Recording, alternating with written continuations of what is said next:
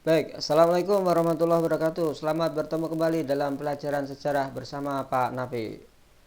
Kita mulai pelajaran hari ini dengan membaca basmalah. Bismillahirrahmanirrahim. Ya.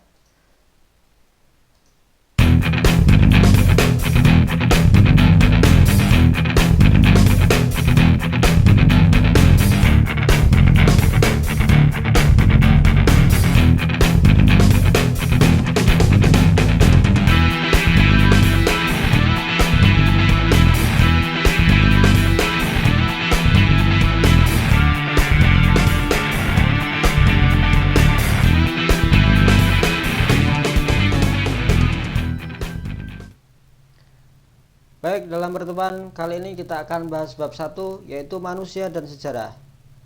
Manusia dan kesejaraan sejarah. Itu pertama, poin pertama yang akan kita pelajari. Kemudian yang kedua, kehidupan manusia dalam perubahan dan keberlanjutan. Yang ketiga, berpikir dengan perspektif sejarah. Baik, kita akan bahas apa itu sejarah.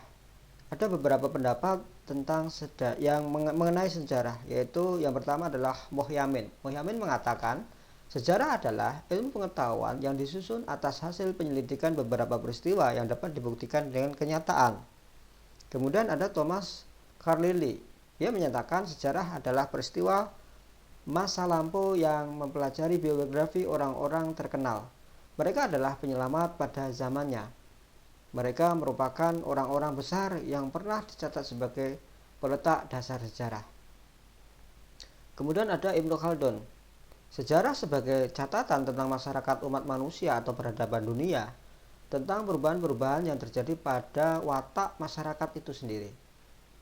R. Mohlali mengatakan sejarah adalah ilmu yang menyelidiki perkembangan peristiwa dan kejadian-kejadian di masa lampau. Dengan demikian kita bisa mengambil kesimpulan sejarah adalah kejadian-kejadian, peristiwa-peristiwa yang berhubungan dengan manusia, yaitu menyangkut perubahan yang nyata di dalam kehidupan manusia.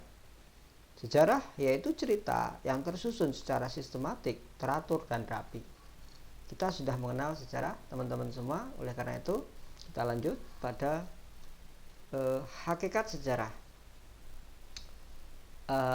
Hakikat sejarah di sini sejarah sebagai peristiwa dan sejarah sebagai kisah. Sejarah sebagai peristiwa, Sartono Kartodirjo menyatakan setiap peristiwa selalu memiliki pengaruh besar bagi kehidupan manusia. Sejarah sebagai kisah merupakan hasil rekonstruksi atau upaya menghadirkan kembali peristiwa masa lalu melalui berbagai media.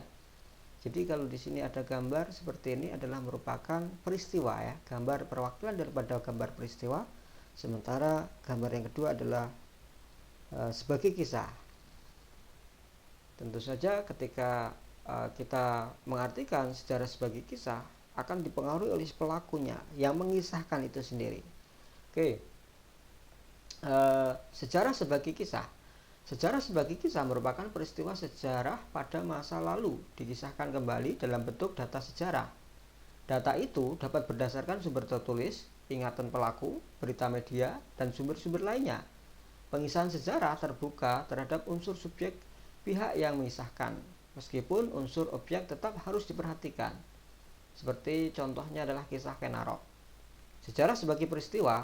Apa yang dimaksud sejarah sebagai peristiwa? Sebagai peristiwa, sejarah merupakan realitas yang sekali terjadi dan tidak bisa berulang.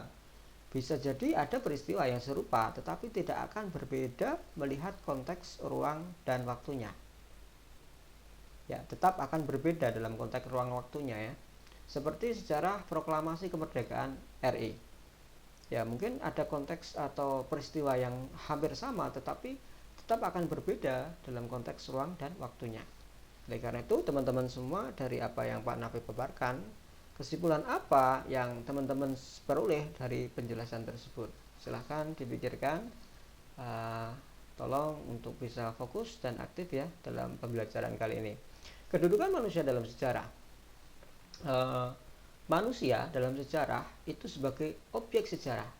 Manusia merupakan aktor sentral dalam kajian sejarah. Sejarah adalah kisah tentang manusia dalam kaitannya dengan ruang dan waktu.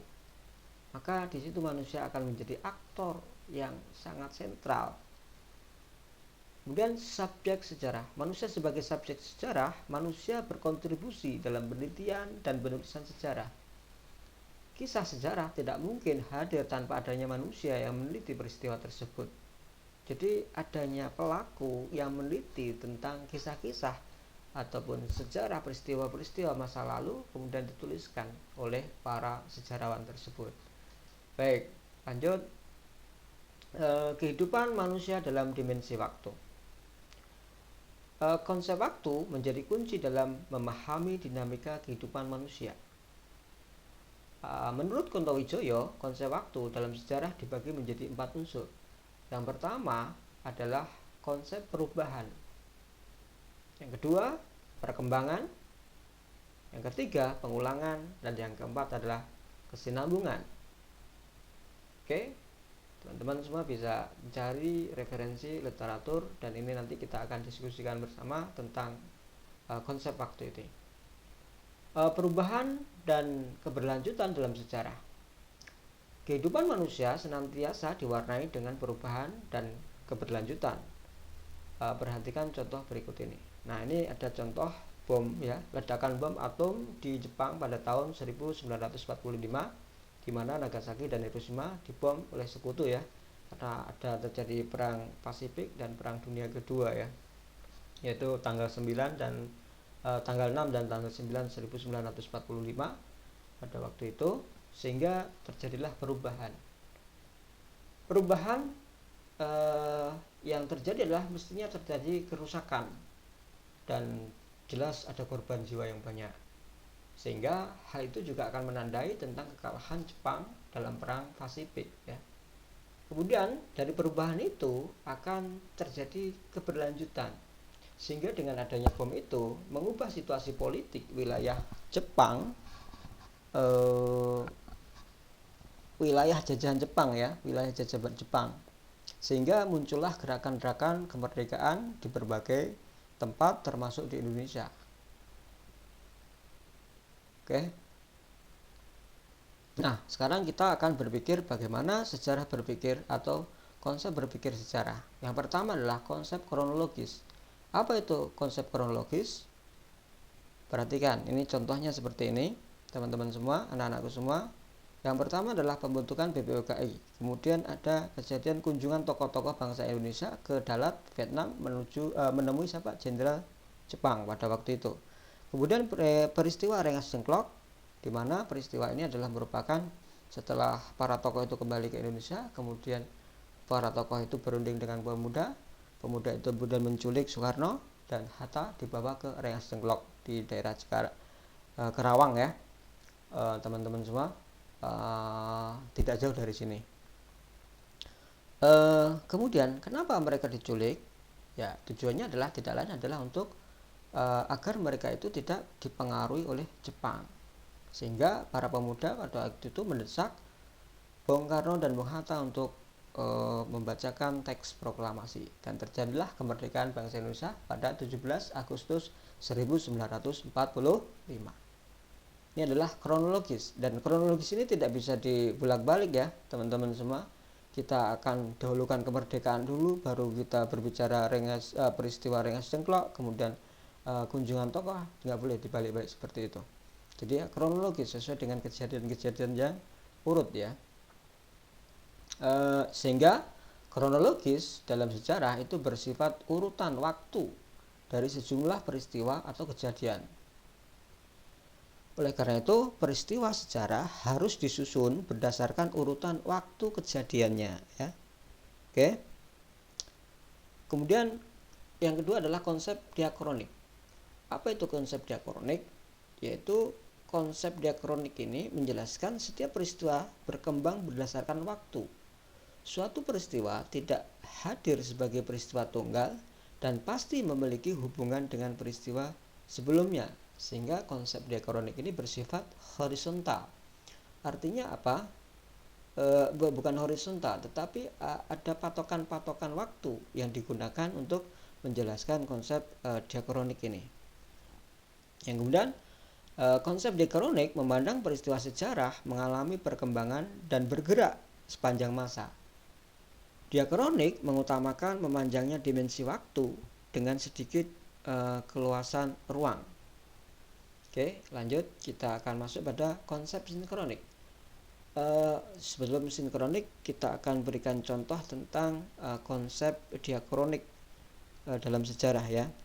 Konsep diakronik dalam sejarah ini kita bisa contohkan yaitu tentang kemerdekaan, yaitu kemerdekaan Indonesia di zaman proklamasi itu. Masa-masa proklamasi itu adalah merupakan contoh tentang konsep diakronik karena ada urutan kejadian-kejadian itu sehingga terjadilah yang namanya proklamasi kemerdekaan negara Indonesia. Karena disebabkan adanya bom atom yang ngebom daerah Jepang yaitu Nagasaki dan Hiroshima tanggal 6 dan 9 itu, sehingga muncullah gerakan-gerakan kemerdekaan. Ini adalah konsep diakronik contohnya ya. Kemudian konsep sinkronik. Menurut Kunto Wijoyo, sejarah akan menjadi sinkronik jika bersentuhan dengan ilmu sosial seperti antropologi, sosiologi, ekonomi, dan politik.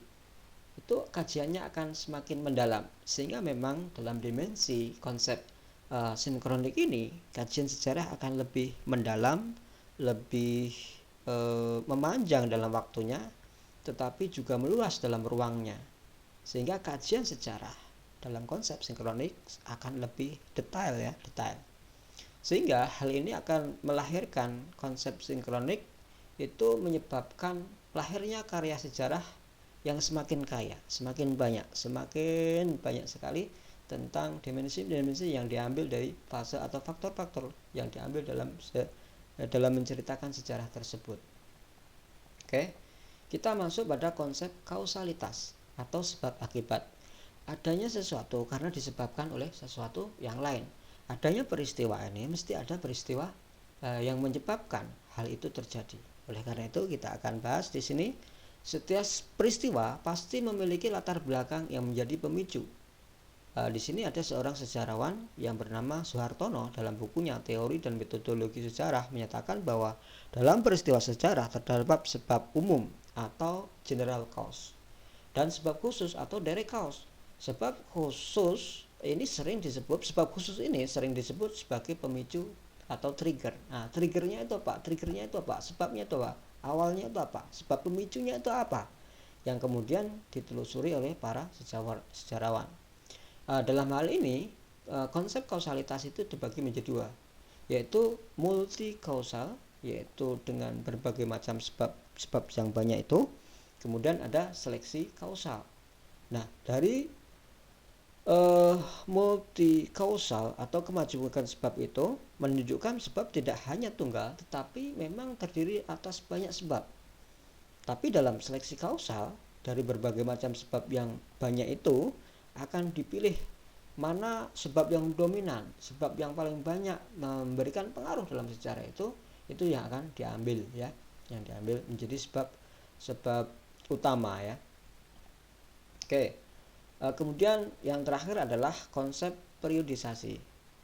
Bagaimana sejarah ini berpikir dengan konsep periodisasi. Periodisasi merupakan pembabakan waktu yang diterapkan dalam kajian sejarah. Contoh periodisasi Anda dapat amati dalam tabel berikut ini. Ya, seperti kita akan membahas tentang periodisasi sejarah Indonesia menurut MC Rikles ya. Indonesia tahun 1200, lahirnya zaman modern ya. Zaman modern sudah lahir pada tahun itu. Kemudian selanjutnya 1630 sampai 1800 perjuangan merebut hegemoni. Kemudian 1800 sampai 1910 pembentukan negara jajahan. Kemudian tahun 1942 munculnya konsepsi Indonesia. Kemudian tahun 1942 sampai 1950 runtuhnya negara jajahan. Kemudian tahun 1950 sampai 2020 sampai sekarang Indonesia merdeka. Sampai saat sekarang ini baru kemarin kita merayakan kemerdekaan kita, yaitu yang ke-75. Dan sejarah akan terus berlanjut ya. Karena berbicara sejarah sebenarnya tidak hanya berbicara pada masa lampau, sebenarnya juga akan berbicara pada sekarang dan mungkin akan masa datang juga. Tetapi memang berbicara pada masa lampau adalah merupakan inti atau sesuatu hal yang harus kita pelajari untuk menjadikan ibrah atau pelajaran bagi kita saat sekarang dan yang akan datang. Terima kasih teman-teman semua.